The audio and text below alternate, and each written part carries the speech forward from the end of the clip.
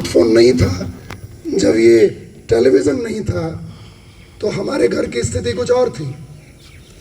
आज हमारे घर की स्थिति बदल चुकी है।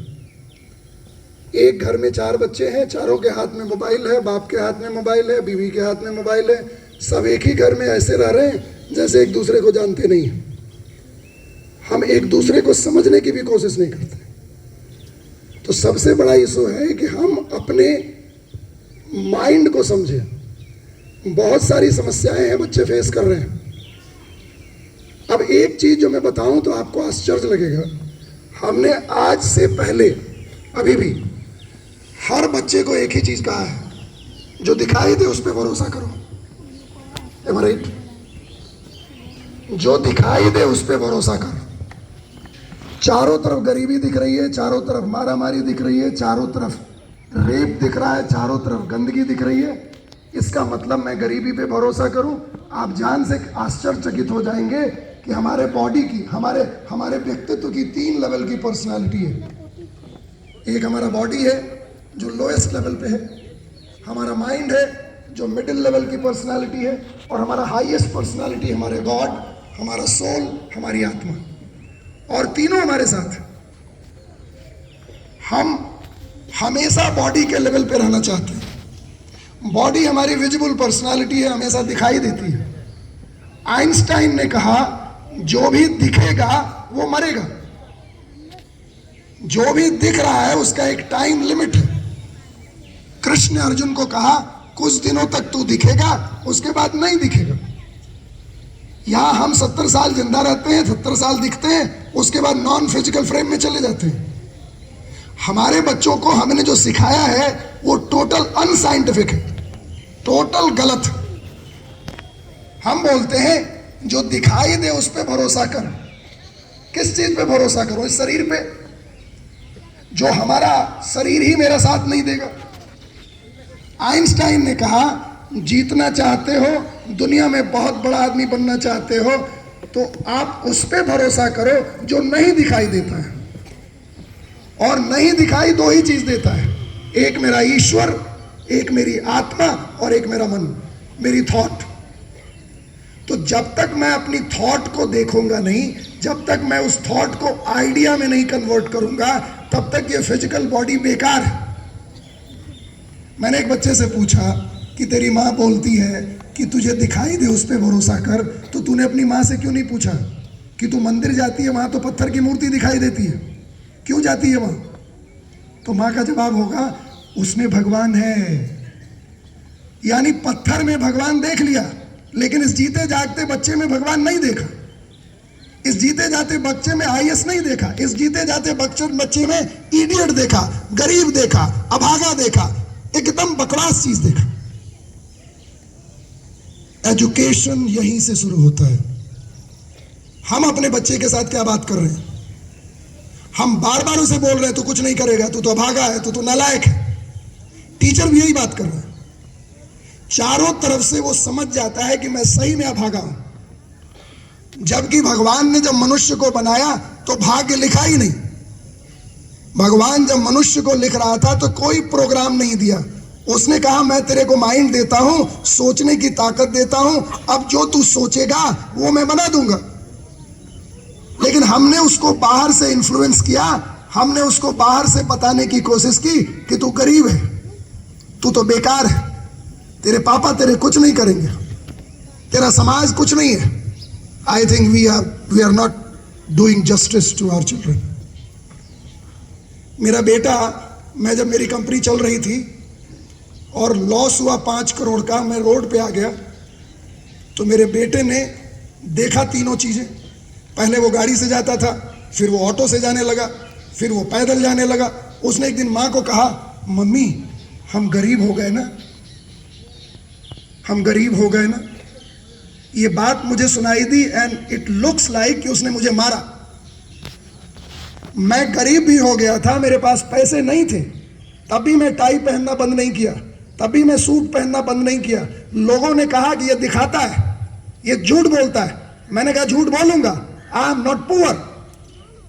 मुझे पॉवर्टी से घृणा है, मैं पॉवर्टी देखना नहीं चाहता। मेरे ऊपर किसी ने केस किया, उस केस में जब मैं कोर्ट में गया तो मेरे वकील ने क्या सलाह दिया? गरीब बन के आइए, इतना स्मार्ट बन के मत आया कीजिए, टाई वाई मत पहनिए। मैंने कहा चुप, 20 साल प्रैक्टिस की है रिचनेस की और तू मुझे गरीब बनाएगा? 20 साल प्रैक्टिस किया है इस टाई पहनने की और आज मैं छोड़ दूं? नहीं छोड़ूंगा। और वो केस में अकेले जीत गया। जब मैं जाता था कोर्ट में तो जज साहब मुझे देख के मुस्कुराते थे, मैं भी देख के मुस्कुराता था। मैं अपनी पूरी पैरवी खुद किया and I won the case. ये जितने वकील हैं, ये जितने डॉक्टर हैं, ये जितने इंजीनियर्स हैं, ये जितने बाहर के लोग हैं, एक ही चीज बता रहे हैं कि गरीब बन जाओ। अरे why should I become poor? Bill Gates ने क्या कहा? Bill Gates the richest man ने कहा कि मैं पैदा हुआ गरीब, इसमें मेरा कोई कसूर नहीं, मैं मरूंगा गरीब तो इसमें केवल मेरा ही कसूर है। बिल गेट्स की आत्मा, बिल गेट्स की ऑटोबायोग्राफी कहती है कि आपके गरीब बनाने से वो नहीं गरीब बनेगा। लेकिन अगर वो बोलना शुरू कर दे कि मैं गरीब हूं मां लगता है कुछ नहीं होगा, यानी माइंड में रिपीट कर रहा है।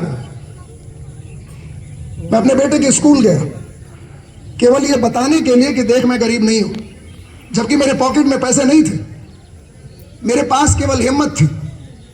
मेरा बेटा पीछे बैठा हुआ था, 8वीं क्लास में था वो। केवल मैंने सुन लिया था कि वो अपनी मां को बोल रहा था कि मम्मी हम गरीब हो गए ना, गरीब हो गए ना। वो रिपीट कर रहा था। मुझे बताना था कि देख हम गरीब नहीं है। तो जब मैं गया तो वो पिछले बेंच पे एकदम लास्ट में बैठा था, मेरे से बात नहीं करता था वो, क्योंकि उसको अमीर बनना था और सारा गाड़ी घोड़ा बंगला सब चला गया, पैसे नहीं थे। वो फिजिकल बॉडी पे विश्वास कर रहा था, वो उस थॉट और उस आइडिया पे विश्वास नहीं कर रहा था। और बाप का काम था वो दिखाना कि देख गरीबी का मतलब ये गाड़ी बंगले घोड़े नहीं है, गरीबी का मतलब और अमीरी का मतलब कुछ और है। मैं जब गया तो प्रिंसिपल को मैंने कहा कि I would like to talk to your students. She was knowing me, वो जानती थी मुझे, मैं मैनेजिंग डायरेक्टर था कंपनी का। उन्होंने कहा yes man cool you are welcome. और मैंने 8वीं क्लास के बच्चों से बुलाया, सारे बच्चे 300 बच्चे बैठे थे। मेरा बेटा एकदम लास्ट में था, मेरे से आंख नहीं मिला रहा था। उसको नफरत थी अपने बाप से कि तुमने मुझे गरीब बना दिया। मैं जब अपनी क्लास में शुरू हुआ, नाचने लगा, गाने लगा। मेरी क्लास में नाचना गाना बड़ा कॉमन है। I start dancing, I start celebrating the life. एक ब्रेक हुई, 1 घंटे बाद मेरा बेटा बीच में आ गया, यानी मेरी तरफ आगे आने लगा। मैं खुश हुआ कि कम से कम पिछली लाइन छोड़ के बीच में आया। और जब फाइनल वर्ड था, जब मैं पूरी पीक पे नाच रहा था, I was just demonstrating that this is God, this is soul, this is idea and you have to connect it. वो लड़का बीच मीटिंग में उठ के मेरे गले आके लग गया और उसने क्या कहा मालूम? उसने मेरे कान में आके कहा, डैड हम गरीब नहीं है डैड हम गरीब नहीं है डैड। और उसने आगे कहा कि डैड इतने बुरे वक्त में जब खाना नहीं है, जब कपड़े नहीं है, जब पॉकेट में पैसे नहीं है, तब आप नाच सकते हो, तब आप इतना सेलिब्रेट कर सकते हो। तो मैं जान गया कि गरीबी और अमीरी का मतलब क्या होता है। एजुकेशन का मतलब केवल पैसा कमाना नहीं है। एजुकेशन का मतलब यह है बताना, उसकी प्रोग्राम में डालना कि यहाँ कोई आदमी गरीब अगर बना है तो उसकी सोच के चलते बना है, उसकी थॉट के चलते बना है, न कि बाहर के किसी आदमी ने उसको गरीब बना दिया है। चारों तरफ जो गरीबी दिखाई दे रही है, it is only the thought and program created by the individual. मैंने अपनी जिंदगी को देखा है। आज मैं 20 लाख रुपए महीने कमाता हूं, लेकिन एक जमाना था 10 साल पहले मेरे पास 1 रुपए नहीं थे। और मैं बोल के कमाता हूं, मैं लिख के कमाता हूं, मैं चोरी करके नहीं कमाता, मैंने बैंक डकैती नहीं की है। I work very hard. तो मैंने अपने बेटे के सामने एग्जाम्पल क्रिएट किया कि देख हार्ड वर्क का मतलब क्या होता है। आप यहाँ पेरेंट्स बैठे हैं, you are the role model of your children. आप अगर केवल मुंह से बोलिएगा तो फिर काम नहीं चलेगा। You have to show, you have to just demonstrate कि what is called hard work. वो बच्चा हार्ड वर्क के बारे में जानता नहीं है, वो बच्चा ऑनेस्टी के बारे में जानता नहीं है, कोर वैल्यूज का उसको पता नहीं है। हमने तो अपनी कोर वैल्यू सेट ही नहीं की है। हम कुछ भी कर लेते हैं, कुछ भी खा लेते हैं, कहीं बैठ जाते हैं, किसी के साथ सो जाते हैं, किसी को कुछ कर लेते हैं। अरे वो बच्चा आपको देख रहा है, आपने उसे हॉस्टल में भेजा है। मैं टीचर्स बैठे हैं उनसे भी बोलूंगा, हमें एक वो चीज नहीं करनी चाहिए जो हम नहीं चाहते अपने बच्चे के लिए। I should not do it at any cost. मैं वो जगह छोड़ दूंगा अगर मुझे कहा जाएगा कि ये कर जो मुझे नहीं चाहता है, मैं जो नहीं चाहता, जो मैं अपने बचने के लिए नहीं चाहता। मैं आपसे हाथ जोड़ता हूं। इसलिए please understand it, very one thing,